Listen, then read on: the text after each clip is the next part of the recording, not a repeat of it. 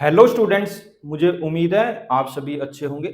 जैसे कि आप सभी स्टूडेंट्स को पता है, मैं आपको क्लास 12th में अकाउंटेंसी पढ़ा रहा हूँ और बहुत ही डिटेल में पढ़ा रहा हूँ। अकाउंटेंसी के अंदर मैं आपको part B analysis of financial statement पढ़ा रहा हूँ।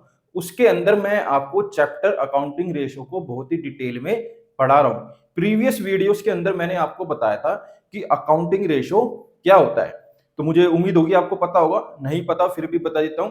अकाउंटिंग रेशो क्या करता है, दो अकाउंटिंग वेरिएबल्स के बीच में अर्थमेटिकल रिलेशनशिप बताता है। मैंने आपको बताया था कि अकाउंटिंग रेशो चार टाइप की होती है।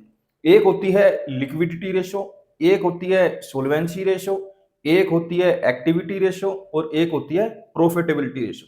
मैं आपको लिक्विडिटी रेशो के बारे में बहुत ही डिटेल में पढ़ा चुका हूं, फिर भी थोड़ा सा बता देता हूं। लिक्विडिटी रेशो हमें short term financial position of A firm के बारे में बताती है। लिक्विडिटी रेशो हमें किसी भी बिजनेस ऑर्गेनाइजेशन की, किसी भी फर्म की, किसी भी कंपनी की शॉर्ट टर्म फाइनेंशियल पोजीशन के बारे में बताती है। लिक्विडिटी रेशो के अंदर हमने दो रेशो पढ़ी, एक थी करंट रेशो, दूसरी थी क्विक रेशो। मैंने टीएस ग्रेवाल के सभी अनसोल्ड क्वेश्चन लिक्विडिटी रेशो के करवाए हैं। अगर आपने वो वीडियो नहीं देखी तो एक बार वो वाली वीडियो देखना, आपको चीजें बहुत अच्छे से समझ आएगी। उसके बाद मैंने आपको सोल्वेंसी रेशो पढ़ाई। उम्मीद है आपको पता होगा सोल्वेंसी रेशो क्या होती है। नहीं पता तो मैं बता देता हूं। सोल्वेंसी रेशो क्या करती है, किसी भी बिजनेस ऑर्गेनाइजेशन की, किसी भी फर्म की, किसी भी कंपनी की लॉन्ग टर्म फाइनेंशियल पोजीशन के बारे में हमें बताती है। इसके अंदर हमने 5 रेशो पढ़ी। इसमें पहली रेशो थी डेब्ट टू इक्विटी रेशो, इसके अंदर सेकंड थी टोटल एसेट टू डेब्ट रेशो, फिर इसके अंदर थी प्रोप्राइटरी रेशो, फिर इसके अंदर थी इंटरेस्ट कवरेज रेशो, फिर इसके अंदर थी कैपिटल एम्प्लॉयड रेशो। सोल्वेंसी रेशो की 5 टाइप थी। पांचों टाइप के टीएस ग्रेवाल के अनसोल्ड क्वेश्चन मैंने आपको अच्छे से करवा दिए हैं। अगर आपने वो वीडियो नहीं देखी तो प्लीज एक बार वो वाली वीडियो को जरूर देखना। आज मैं आपको अकाउंटिंग रेशो की थर्ड टाइप के बारे में बताऊंगा, जिसको हम बोलते हैं एक्टिविटी रेशो। एक्टिविटी रेशो के दो नाम और है। एक्टिविटी रेशो को टर्नओवर रेशो भी बोलते हैं, एक्टिविटी रेशो को परफॉर्मेंस रेशो भी बोलते हैं। अब हम ये जानने की कोशिश करते हैं कि आखिर एक्टिविटी रेशो होती क्या है। एक्टिविटी रेशो हमें यह बताती है कोई भी फर्म या कोई भी कंपनी या कोई भी बिजनेस ऑर्गेनाइजेशन अपने रिसोर्सेज को कितनी एफिशिएंटली और कितनी तेजी से यूज कर रही है। यहां पर रिसोर्सेज का मतलब इन्वेंट्री से है, फिक्स्ड एसेट से है, वर्किंग कैपिटल से है, कैपिटल इंप्लॉयड से है, मतलब नेट एसेट से है। एक्टिविटी रेशो कोक्स के बेसिस पर कैलकुलेट की जाती है। एक्टिविटी रेशो कोक्स के साथ साथ नेट सेल्स पर भी कैलकुलेट की जाती है। एक्टिविटी रेशो के क्वेश्चन हमेशा टाइम्स में आते हैं। एक्टिविटी रेशो की 6 टाइप होती है, जिसमें पहली है इन्वेंट्री टर्नओवर रेशो, सेकंड है trade receivable turnover ratio, third है trade payables turnover ratio, fourth है working capital turnover ratio, fifth है fixed asset turnover ratio, sixth है नेट एसेट टर्नओवर रेशो, जिसको हम कैपिटल इंप्लॉय टर्नओवर रेशो भी बोलते हैं। मुझे उम्मीद है आपको ये तो समझ आ गया होगा कि एक्टिविटी रेशो क्या होती है, टर्नओवर रेशो क्या होती है, उसका मीनिंग अच्छे से पता चल गया होगा। अब मैं आपको बताता हूं इन्वेंट्री टर्नओवर रेशो क्या होती है। इन्वेंट्री टर्नओवर रेशो के बारे में डिटेल में पढ़ लेते हैं। इन्वेंट्री टर्नओवर रेशो को शॉर्ट में आईटीआर बोलते हैं। इन्वेंट्री टर्नओवर रेशो कोक्स के बेसिस पर कैलकुलेट की जाती है। इन्वेंट्री टर्नओवर रेशो कोक्स और एवरेज इन्वेंट्री के बीच में रिलेशनशिप बताती है। इन्वेंट्री टर्नओवर रेशो का फॉर्मूला ये रहा, जिसको शॉर्ट में आईटीआर भी बोलते हैं। कोक्स अपॉन में एवरेज इन्वेंट्री। कोक्स का मतलब है कॉस्ट ऑफ गुड सोल्ड, जिसको कि cost of revenue from operation भी बोलते हैं। डिनोमिनेटर में आएगा एवरेज इन्वेंट्री। तो एवरेज इन्वेंट्री का फॉर्मूला आपके सामने ये रहा, ओपनिंग इन्वेंट्री प्लस में क्लोजिंग इन्वेंट्री अपॉन में 2। ओपनिंग इन्वेंट्री और क्लोजिंग इन्वेंट्री आपको क्वेश्चन में दी रहेगी और कई बार फाइंड भी करनी पड़ जाती है। कॉस्ट ऑफ गुड सोल्ड का फॉर्मूला आपके सामने ये रहा, नेट सेल में से ग्रोस प्रॉफिट को माइनस करना है तो आपकी कोक्स आ जाएगी, या आप cost of revenue from operation भी इसको बोल सकते हैं। कोक्स का एक और फॉर्मूला होता है ओपनिंग इन्वेंट्री प्लस में नेट परचेज प्लस में डायरेक्ट एक्सपेंस माइनस में क्लोजिंग इन्वेंट्री कर दोगे तो आपका कोक्स आ जाएगा। अब मन में सवाल ये आता है कि डायरेक्ट एक्सपेंसेस क्या होते हैं। तो बेटा हमारे डायरेक्ट एक्सपेंसेस होते हैं wages plus carriage inwards plus freight inwards plus power plus में गैस एंड फ्यूल एक्सपेंसेस। ये सारे क्या होते हैं, डायरेक्ट एक्सपेंसेस होते हैं। कई बार हमें एवरेज एज ऑफ इन्वेंट्री के बारे में भी पूछ लिया जाता है। एवरेज एज ऑफ इन्वेंट्री को इन्वेंट्री होल्डिंग पीरियड भी बोलते हैं। एवरेज एज ऑफ इन्वेंट्री निकालने का फॉर्मूला होता है days in a year upon में आईटीआर। कई बार month in a year upon में आईटीआर भी लगाना पड़ सकता है। जब आपसे क्वेश्चन में एवरेज एज ऑफ इन्वेंट्री पूछा जाए तभी आपको निकालना है, अदरवाइज आपको ये नहीं निकालना है। अब हम ये देख लेते हैं objective and significance of ITR क्या क्या होते हैं। देखिए जो इन्वेंट्री टर्नओवर रेशो है वो हमें ये बताता है कि कंपनी के अंदर, फर्म के अंदर, बिजनेस ऑर्गेनाइजेशन के अंदर इन्वेंट्री का ढंग से यूज हो रहा है या नहीं हो रहा है। इन्वेंट्री टर्नओवर रेशो हमें ये दिखाता है कि इन्वेंट्री कितनी जल्दी सेल्स में कन्वर्ट हो रही है किसी पर्टिकुलर ईयर में। देखिए जो भी हम ये रेशो निकालते हैं ये ड्यूरिंग द ईयर निकालते हैं, मतलब एक साल के अंदर अंदर निकालते हैं। अब यहाँ पर ये बोला गया है कि हायर इन्वेंट्री टर्नओवर रेशो हमें ये बताती है कि कंपनी इन्वेंट्री को बहुत तेजी से सेल में कन्वर्ट कर रही है और अच्छा खासा प्रॉफिट कमा रही है। लोअर इन्वेंट्री टर्नओवर रेशो हमें ये बता रही है कि कंपनी इन्वेंट्री को सेल्स में ढंग से कन्वर्ट नहीं कर पा रही है, तेजी से कन्वर्ट नहीं कर पा रही है, जिसकी वजह से उसकी स्टोरेज कॉस्ट बढ़ रही है, उसके फंड्स ब्लॉक हो रहे हैं, उसके गुड्स पुराने हो रहे हैं, उसके गुड्स खराब हो रहे हैं, उसके गुड्स आउट ऑफ फैशन हो रहे हैं, उसके गुड्स आउटडेटेड हो रहे हैं, उसके गुड्स बिना सेल किए हुए ही रह जा रहे हैं। मुझे उम्मीद है इन्वेंट्री टर्नओवर रेशो क्या होती है आपको अच्छे से समझ आ गया होगा। देखिए बेसिकली इन्वेंट्री टर्नओवर रेशो में कुछ भी नहीं है, आपको दो बातों का ध्यान रखना है। इन्वेंट्री टर्नओवर रेशो हमें यह बताती है कि इन्वेंट्री का एफिशिएंटली यूज हो रहा है या नहीं हो रहा है। दूसरी बात, इन्वेंट्री टर्नओवर रेशो कोक्स के बेसिस पर कैलकुलेट की जाती है। अब मैं आपको टर्नओवर रेशो की सेकंड टाइप बता रहा हूं जिसका नाम है ट्रेड रिसीवेबल टर्नओवर रेशो। सबसे पहले तो इसके अंदर आपको यही पता होना चाहिए कि ट्रेड रिसीवेबल होते क्या है। देखिए ट्रेड रिसीवेबल के अंदर हमारे डेटर्स एंड बिल्स रिसीवेबल आते हैं। जो ट्रेड रिसीवेबल टर्नओवर रेशो है वो हमें नेट क्रेडिट सेल और एवरेज ट्रेड रिसीवेबल के बीच में रिलेशनशिप बताती है। उससे भी पहले आपको यह पता होना चाहिए कि ट्रेड रिसीवेबल होती क्या है। ट्रेड रिसीवेबल का मतलब होता है किसी फर्म ने या किसी बिजनेस ऑर्गेनाइजेशन ने या किसी कंपनी ने किसी को उधार सामान बेचा है या उधार सर्विस रेंडर की है, लेकिन अभी तक उसका पैसा नहीं मिला है, उसको बोलते हैं ट्रेड रिसीवेबल। तो उम्मीद है ट्रेड रिसीवेबल क्या होता है आपको समझ आ गया होगा। अब ये देख लेते हैं कि ट्रेड रिसीवेबल का फॉर्मूला क्या होता है। तो ट्रेड रिसीवेबल का फॉर्मूला होता है बेटा नेट क्रेडिट सेल्स अपोन में एवरेज ट्रेड रिसीवेबल।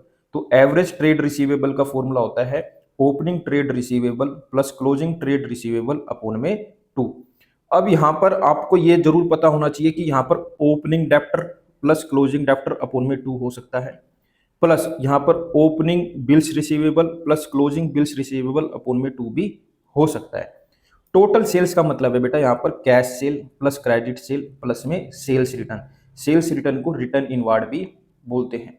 तो यहाँ से आप क्रेडिट सेल आराम से निकाल सकते हैं। तो क्रेडिट सेल का फॉर्मूला हो जाता है total sales minus cash sales minus sales return. इन्होंने ये बोला है अगर कभी क्वेश्चन में ओपनिंग ट्रेड रिसीवेबल नहीं दिए गए हैं तो आपको क्लोजिंग ट्रेड रिसीवेबल को ही एवरेज ट्रेड रिसीवेबल मान लेना है। ट्रेड रिसीवेबल टर्नओवर रेशो को कैलकुलेट करते टाइम आपको एक और बात का ध्यान करना है कि इसमें हम प्रोविजन फॉर डाउटफुल डेब्ट को डिडक्ट नहीं करते हैं। उसका रीजन ये है कि हमें ये पता करना है सेल्स के कितने पैसे कितने दिन में मिल जाएंगे। हमें रियलाइजेशन वैल्यू का पता नहीं करना कि एक्चुअल में कितनी वैल्यू है। ये कह रहे हैं अगर क्वेश्चन के अंदर क्रेडिट सेल्स गिवन नहीं है तो हम इस रेशो को टोटल सेल्स के बेसिस पर भी कैलकुलेट कर सकते हैं। ये बात ध्यान रखना, अगर क्वेश्चन में नेट क्रेडिट सेल्स नहीं है तो आप टोटल सेल्स के बेसिस पर भी इस रेशो को फाइंड कर सकते हैं। अब बात कर लेते हैं एवरेज कलेक्शन पीरियड की कि एवरेज कलेक्शन पीरियड क्या होता है। देखिए ट्रेड रिसीवेबल टर्नओवर रेशो को हम नंबर ऑफ डेज में भी कन्वर्ट कर सकते हैं, उसी को बोलते हैं एवरेज कलेक्शन पीरियड। जिसको डेब्ट कलेक्शन पीरियड भी बोलते हैं। इसको निकालने का फॉर्मूला होता है days in a year upon में ट्रेड रिसीवेबल टर्नओवर रेशो। अगर मंथ की बात है तो ऊपर 12 आ जाएगा, नीचे आ जाएगा trade receivable turnover ratio. Average collection period को डेब्ट कलेक्शन पीरियड भी बोलते हैं, इस बात का ध्यान रखना। अब हम ये देख लेते हैं ट्रेड रिसीवेबल टर्नओवर रेशो के क्या क्या ऑब्जेक्टिव हैं और इसके क्या सिग्निफिकेंस है। ट्रेड रिसीवेबल टर्नओवर रेशो हमें ये बताती है कि ट्रेड रिसीवेबल से हमें कितने दिन में पैसे रिसीव हो जाएंगे, कितनी जल्दी पैसे रिसीव हो जाएंगे। Higher trade receivable turnover ratio हमें ये बताती है ट्रेड रिसीवेबल से पैसे जल्दी रिसीव हो रहे हैं, जिसकी वजह से बैड डेप्ट का रिस्क कम है, मनी जल्दी कलेक्ट हो रही है, मनी को कलेक्ट करने में कम खर्चा आ रहा है और फर्म की लिक्विडिटी बढ़ रही है। Lower trade receivable turnover ratio हमें ये बताती है कि फर्म की क्रेडिट सेल्स पॉलिसी सही नहीं है, उसमें कुछ तो गड़बड़ है। इसका मतलब है कंपनी ऐसे लोगों को क्रेडिट पे गुड्स दे रही है जो क्रेडिट पर गुड्स लेना डिजर्व नहीं करते। मुझे पूरी पूरी उम्मीद है ट्रेड रिसीवेबल टर्नओवर रेशो क्या होती है आपको अच्छे से समझ आ गई होगी। अब मैं आपको एक्टिविटी रेशो के अंदर थर्ड टाइप के बारे में बता रहा हूँ, जिसका नाम है ट्रेड पेबल टर्नओवर रेशो। सबसे पहले तो आपको यही पता होना चाहिए कि ट्रेड पेबल्स क्या होते हैं। देखिए, ट्रेड पेबल्स के अंदर क्रेडिटर और बिल्स पेबल इंक्लूड होते हैं। ट्रेड पेबल का मतलब होता है हमने उधार सामान खरीदा है, हमने उधार सर्विस ली है, लेकिन अभी हमने उसके पैसे पे नहीं किए हैं, अभी हमने उसके पैसे देने हैं। ट्रेड पेबल टर्नओवर रेशो हमें नेट क्रेडिट परचेस और एवरेज ट्रेड पेबल के बीच में रिलेशनशिप बताती है। ट्रेड पेबल टर्नओवर रेशो का फॉर्मूला ये रहा, आप देख सकते हैं आपकी स्क्रीन के ऊपर है। Trade payable turnover ratio is equal to net credit purchase upon में एवरेज ट्रेड पेबल्स। इसका आंसर टाइम्स में आते हैं। वैसे मैं आपको बता दूं टर्नओवर रेशो में जितनी भी रेशो हैं सभी के आंसर टाइम्स में आते हैं। एवरेज ट्रेड पेबल्स का फॉर्मूला है opening trade payables plus closing trade payables upon में 2। अब यहाँ पर बेटा ये भी हो सकता है ओपनिंग क्रेडिटर प्लस में क्लोजिंग क्रेडिटर अपॉन में 2, या ओपनिंग बिल्स पेबल प्लस में क्लोजिंग बिल्स पेबल अपॉन में 2। तो दोनों ही ठीक है, कोई दिक्कत वाली बात नहीं है।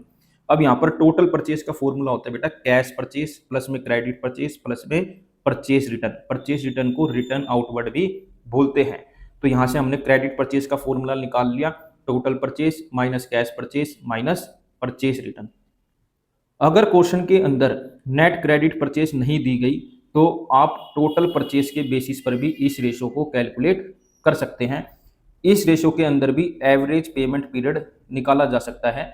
एवरेज पेमेंट पीरियड का मतलब होता है कि हम ट्रेड पेबल टर्नओवर रेशो को एवरेज पेमेंट पीरियड में कन्वर्ट कर रहे हैं, और उसका फॉर्मूला ये रहा average payment period is equal two days, month भी हो सकता है, इन ए ईयर अपॉन में ट्रेड पेबल टर्नओवर रेशो। जब आपसे ये बोला जाए कि एवरेज पेमेंट पीरियड निकालिए तभी आपको निकालना है, अदरवाइज आपको नहीं निकालना है। देखिए, इसका मतलब ये है कि कंपनी कितने दिन में पैसे लौटा देती है। ठीक है, एवरेज पेमेंट पीरियड का मतलब क्या है कि कंपनी कितने दिन में पैसे लौटा देती है या कितने महीने में पैसे लौटा देती है। अब हम ये देख लेते हैं objective and significance of trade payable turnover ratio क्या है। ट्रेड पेबल टर्नओवर रेशो हमें ये इंडिकेट करता है कि हम ट्रेड पेबल के पैसे कितनी स्पीड से पे कर रहे हैं।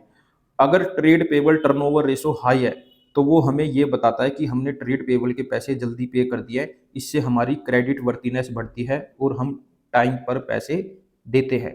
लेकिन अगर हमारी ट्रेड पेबल टर्नओवर रेशो कम है, इसका मतलब ये है कि हम अपने क्रेडिटर को टाइम पे पैसे नहीं दे रहे, जिससे हमारी क्रेडिट वर्तीनेस कम हो रही है। मुझे उम्मीद है ट्रेड पेबल टर्नओवर रेशो क्या होती है आपको अच्छे से समझ आ गई होगी।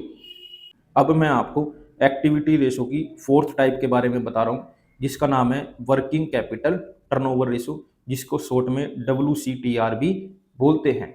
बिल्कुल सिंपल भाषा में बता देता हूँ, ये रेशो हमें ये बताती है कि कंपनी वर्किंग कैपिटल का एफिशिएंट यूज कर रही है या नहीं कर रही। वर्किंग कैपिटल टर्नओवर रेशो हमें वर्किंग कैपिटल और सेल्स के बीच में रिलेशनशिप बताता है। ये रेशो हमें ये बताता है कि वर्किंग कैपिटल का कैसे सेल्स बढ़ाने में एफिशिएंट यूज हो रहा है। वर्किंग कैपिटल टर्नओवर रेशो को सेल्स के बेसिस पर कैलकुलेट किया जाता है। वर्किंग कैपिटल टर्नओवर रेशो को कोक्स के बेसिस पर भी कैलकुलेट किया जाता है। तो वर्किंग कैपिटल टर्नओवर रेशो का फॉर्मूला ये रहा सेल्स अपोन में working capital. Working capital turnover ratio का एक और फॉर्मूला है कोक्स अपोन में वर्किंग कैपिटल। वर्किंग कैपिटल निकालने का फॉर्मूला होता है current asset minus current liability. अब हम ये देख लेते हैं कि वर्किंग कैपिटल के क्या क्या ऑब्जेक्टिव हैं और क्या क्या सिग्निफिकेंस है। वर्किंग कैपिटल टर्नओवर निकालने का मेन ऑब्जेक्टिव ये है कि सेल्स बढ़ाने में वर्किंग कैपिटल का एफिशिएंट यूज हो रहा है या नहीं हो रहा, ये पता करना है। एक इन्होंने ये बोला है अगर working capital turnover ratio high है तो इसका मतलब ये है कि वर्किंग कैपिटल का एफिशिएंट यूज हो रहा है। करंट एसेट जैसे कि इन्वेंट्री होगी, ट्रेड रिसीवेबल होगी, उनका टर्नओवर जबरदस्त है। अगर वर्किंग कैपिटल टर्नओवर रेशो बहुत ज़्यादा है तो वो भी हमारे लिए डेंजरस है। इसका मतलब है कि हम ओवर ट्रेडिंग कर रहे हैं या बिजनेस ऑर्गेनाइजेशन के पास वर्किंग कैपिटल बहुत कम है। अगर वर्किंग कैपिटल टर्नओवर रेशो कम है तो वो हमें ये दिखा रही है कि फर्म या कंपनी या बिजनेस ऑर्गेनाइजेशन वर्किंग कैपिटल का अंडर यूटिलाइजेशन कर रही है। अगर मान लो वर्किंग कैपिटल टर्नओवर रेशो बहुत ही कम है तो इसका मतलब है कंपनी अंडर ट्रेडिंग कर रही है। ये अंडर ट्रेडिंग का साइन है। इसका मतलब है कंपनी वर्किंग कैपिटल का इनएफिशिएंट यूज कर रही है। मुझे उम्मीद है वर्किंग कैपिटल टर्नओवर रेशो क्या होती है आपको अच्छे से समझ आ गई होगी। अब मैं आपको एक्टिविटी रेशो की फिफ्थ टाइप के बारे में बता रहा हूँ जिसका नाम है फिक्स्ड एसेट टर्नओवर रेशो। इसको आप non current asset turnover ratio भी बोल सकते हैं। Fixed asset turnover ratio net fixed assets और सेल्स के बीच में रिलेशनशिप को एनालाइज करता है। एक्चुअल में फिक्स्ड एसेट टर्नओवर रेशो हमें यह बताता है फिक्स्ड एसेट का सेल्स में बढ़ाने में क्या यूज हुआ है, सेल्स को बढ़ाने में फिक्स्ड एसेट का क्या योगदान है ड्यूरिंग द ईयर। ये जरूर ध्यान रखना, ड्यूरिंग द ईयर आपको जरूर लिखना है। अब हम ये देख लेते हैं फिक्स्ड एसेट टर्नओवर रेशो का फॉर्मूला क्या है। Fixed asset turnover ratio sales की बेसिस पर कैलकुलेट की जाती है। Fixed asset turnover ratio is equal to revenue from sales upon में net fixed asset. Net fixed asset का मतलब है फिक्स्ड एसेट माइनस डेप्रिसिएशन और सेल्स का मतलब आपको पता ही है gross sale minus sales return. अब हम ये देख लेते हैं कि फिक्स्ड एसेट टर्नओवर रेशो के क्या क्या ऑब्जेक्टिव्स हैं और उसके क्या क्या सिग्निफिकेंस हैं। फिक्स्ड एसेट टर्नओवर रेशो हमें फिक्स्ड एसेट की एफिशिएंसी को बताता है कि कैसे during the year fixed asset का सेल बढ़ाने में यूज हुआ है। अगर फिक्स्ड एसेट टर्नओवर रेशो ज़्यादा है तो इसका मतलब है फिक्स्ड एसेट का एफिशिएंट यूज हुआ है। अगर फिक्स्ड एसेट टर्नओवर रेशो कम है तो इसका मतलब है फिक्स्ड एसेट का इनएफिशिएंट यूज हुआ है, फिक्स्ड एसेट को एफिशिएंटली यूज नहीं किया गया। कंपनी की अर्निंग कैपेसिटी को बढ़ाने के लिए फिक्स्ड एसेट को खरीदा जाता है। मुझे उम्मीद है फिक्स्ड एसेट टर्नओवर रेशो क्या होती है आपको अच्छे से समझ आ गई होगी। अब मैं आपको एक्टिविटी रेशो की लास्ट टाइप, टर्नओवर रेशो की लास्ट टाइप के बारे में बता रहा हूँ जिसका नाम है नेट एसेट टर्नओवर रेशो, जिसको हम कैपिटल एम्प्लॉयड टर्नओवर रेशो भी बोलते हैं।